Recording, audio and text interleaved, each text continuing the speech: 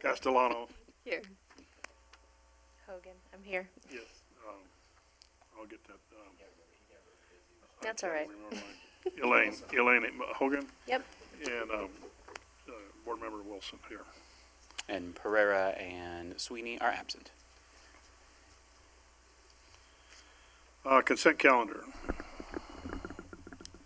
All matters listed under the consent calendar are considered to be routine by HWMA Board and will be enacted upon by one motion, unless a specific request for review is made by a board member or a member of the public.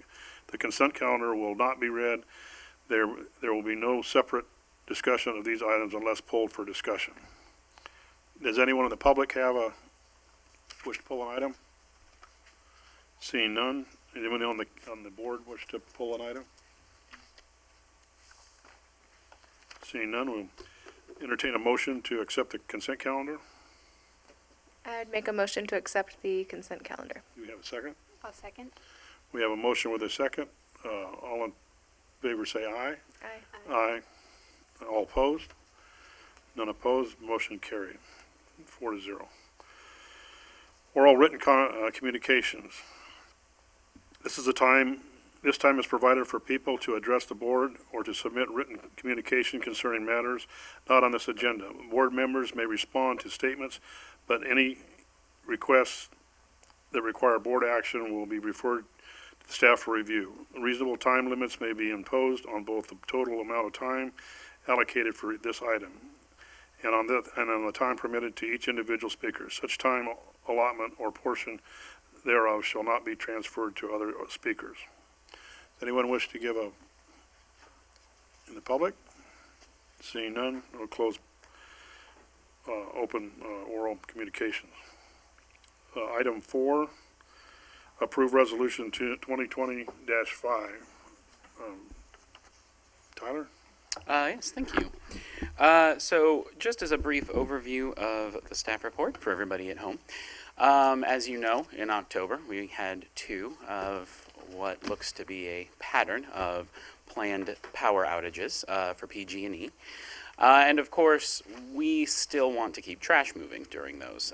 So one of our biggest challenges was how to maintain the facility at any sort of functionality while balancing the full load of employees. One of the biggest problems we faced is that half of the facility has never been built to be fully powered while we are out of power. Our main scale house, which operates for solid waste, green waste, and some of our diversion materials, has generator hookups, and we have in the past utilized them during smaller power outages to fully operate the scales and the computers if necessary, so that transactions happen with no drop in service. In this case, we did the same thing, but that is the only part of the facility that could run, was that one small building. So we, of course, had to make some calls on what to do with the rest of our staff, as we usually have anywhere between 10 and 15 people on site during the day, and nothing to do in recycling or hazardous waste.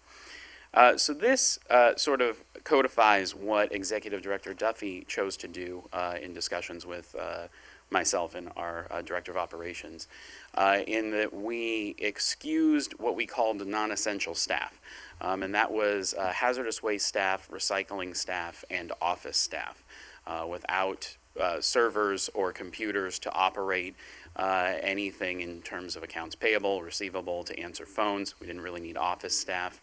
Recycling requires a CRV scale to be fully functional, and a lot of extra tracking of material until we can input it into the system.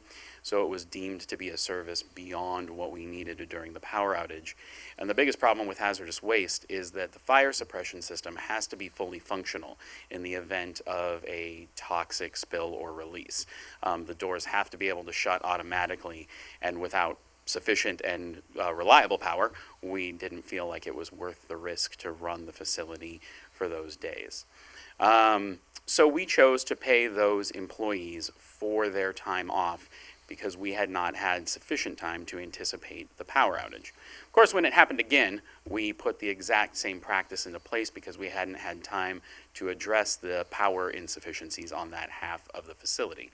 And therefore, under direction, people stayed home, were with their families, helped to balance the planned schedule throughout the power outage so that we could use the maximum number of staff in a skeleton crew and still take solid waste and make sure that trash was moving. Of course, those outages lasted for all of a day instead of 8. So it was a much simpler process than we originally anticipated, but ensuring our employees that they were going to receive pay and would come back without any loss of wages made everybody a lot happier to return or to stay home in the most uncertain conditions we could possibly have. So this resolution that is before you will, like I said, ratify the payments for those power outages and authorizes the executive director to do similar things in the future. Hopefully, within a year or so, we will have a plan to further mitigate these power outages if necessary and run, hopefully, the full facility under power for at least a short amount of time. But we'll be examining things like alternative energy sources, power storage, and larger generators for purchase and implementation at a later date. The resolution, of course, is before you in the packet, and if you have any questions, I can answer them. Anybody on the, excuse me, does anyone on the board have questions? For- Yeah, I think we should probably, it's simpler and easier, is wire for a generator to come in. And since I don't think these are going to be as consistent as they were this year, all 2 of them, that we should wire switching for generators and be able to rent them upon need, because the maintenance and the outlay and everything else for a generator large enough is, I think, would far exceed. And then I think if you do it on a temporary basis, but if you have one in a permanent basis, you're opening another door for air quality. So That's fair. I just think that paying out for something to run that facility that size is going to be, $40,000 to $60,000 probably. And it's just, but whereas we could pigtail and be ready to plug in and do like a lot of businesses, they have generators that they can rent or have available, and then they move them accordingly around and stuff. So just a thought, instead of putting out, we have 2 power outages and we spend millions on generators, and then they'll be worn out by the time you need to use them again. That's fair. And we'll add it to the list for sure. I mean, of options. We'll be looking at many options, I think, because I'd like to spend my money smartly as well. So I agree. Anyone else? Let's see. I think just interested in the possibility for solar in terms of, we talked briefly, but,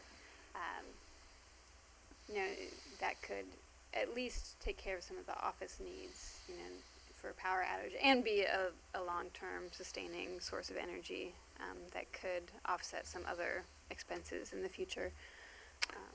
Yeah, absolutely. I mean, we do have a very large footprint and the ability to expand upon the rooftop footprint that we currently have, and could be utilizing solar at the transfer station even as a form of backup energy. We have made some small purchases to provide employees with backup electric power simply to charge phones, to make sure that we're all staying in contact during power outages. And a solar system, not only would it reduce our costs over time, but it would assist during power outages to at least provide our employees and people using the facility at least a little bit of extra backup power that doesn't rely on generators or other backup systems. So we will, again, and as we spoke about earlier, we'll be adding that to the list of options that we try to utilize in making the transfer station a little bit more robust in its power reliance options.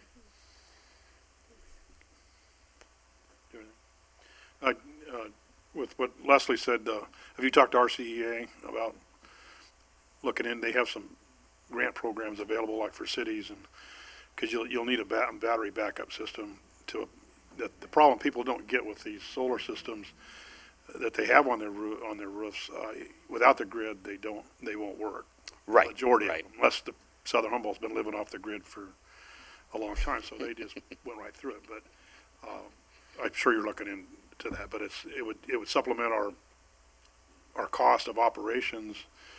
I know Riadell just got an assessment back from RCEA, and so they're there. They have a program again to help agencies out. Yeah, and we'll talk with them. They have been working with us on some other power projects, and it'll be time, I think, to rope them in on some of these more robust solutions for the facility as a whole. So yeah, we'll reach out to them as well. And then the other part, just to, again, what Rex said, that I know that's the big thing. The electricians I know that are contractors, that's the biggest thing they're doing right now is putting in transfer switches. Everybody's wanting a switch to at least plug in with a portable. We have them in the town. We can move our generator around and plug it in and not have all the problems that he said that we would have to incur. But it looks like you're being proactive. Yeah, I think it's a time to get ahead of it. As with many things in the past few years, like what you've heard during audits and budgets and all of that, we've been really working on catching the facility up in maintenance in a number of areas, and this just highlights one of those areas that we haven't quite gotten to yet. And so we're just going to advance those plans a little bit sooner than we thought. So it's all part of the fun I in think a lot of juggling people are. in juggling projects. So Anybody in the public have a comment? Seeing none, I'll bring it back. Would anybody entertain a motion for this resolution? I'll make a motion. Go Do ahead. you- Should I read it? I move to approve Resolution 2020-05, authorizing compensation for HWMA employees unable to work regular work shifts on October 9th, 2019, and October 26th through October 28th, 2019, due to the Pacific Gas and Electric Power shutdown, and delegating future authority for events of 10 days or less. I second. We have a motion with a second. All in favor? Aye. Aye. And all opposed? Seeing none opposed, motion passes. That brings us to board member reports. Do anyone on the board have a report?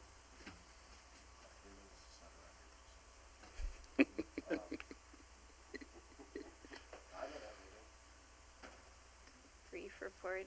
I attended the Recology City of Eureka Zero Waste recycling demonstration. You were there on Sunday, and helped sort recycling. It was pretty fun. And I have nothing from Riadell. Executive Director's report. I'll give it. No. As you can see, the report is small. We are kind of cruising right now. Things have been pretty quiet, and we're preparing for the winter. The only dorky thing I have to add is that we made one of our last 5 payments on our long-term debt to Chase at the beginning of November. There's only 4 left before we have removed all of our long-term debt from the original purchase and expansion of the transfer station. Other than that, I don't have anything to add. Okay, well then, in that case, we're down to number 7, which is adjournment. So we just adjourn, you have to make a motion for that. We just adjourn. No, you can We just shut it down. We are adjourned.